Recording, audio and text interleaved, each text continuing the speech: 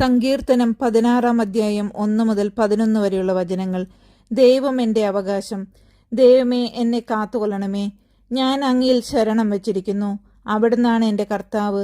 അങ്ങിൽ നിന്നല്ലാതെ എനിക്ക് നന്മയില്ല എന്ന് ഞാൻ കർത്താവിനോട് പറയും. ലോകം വിശുദ്ധരെന്ന് കരുതുന്ന ദേവന്മാർ നിസ്സാരരാണ്. അവരിൽ ആനന്ദം കൊള്ളുന്നവർ അഭിശപ്തരാണ്. അന്യദേവന്മാരെ അനുഗമിക്കുന്നവർ തങ്ങളുടെ ദുരിതം വർദ്ധിപ്പിക്കുന്നു. ഞാൻ അവർക്ക് രക്തം കൊണ്ട് പാനീയബലി അർപ്പിക്കുകയില്ല. ഞാൻ അവരുടെ നാമം ഉച്ചരിക്കുകയില്ല. കർത്താവാണ് എൻ്റെ ഓഹരിയും പാനപാത്രവും. എൻ്റെ ഭാഗധേയം അവിടുത്തെ കരങ്ങളിലാണ്. അഭികാമ്യമായ ദാനമാണ് എനിക്ക് അളന്നു കിട്ടിയിരിക്കുന്നത്. വിശിഷ്ടമായ അവകാശം എനിക്ക് ലഭിച്ചിരിക്കുന്നു. എനിക്ക് ഉപദേശം നൽകുന്ന കർത്താവിനെ ഞാൻ വാഴ്ത്തുന്നു. രാത്രിയിലും എൻ്റെ അന്തരംഗത്തിൽ പ്രബോധനം നിറയുന്നു. കർത്താവ് എപ്പോഴും എൻ്റെ കൺമുൻപിലുണ്ട്.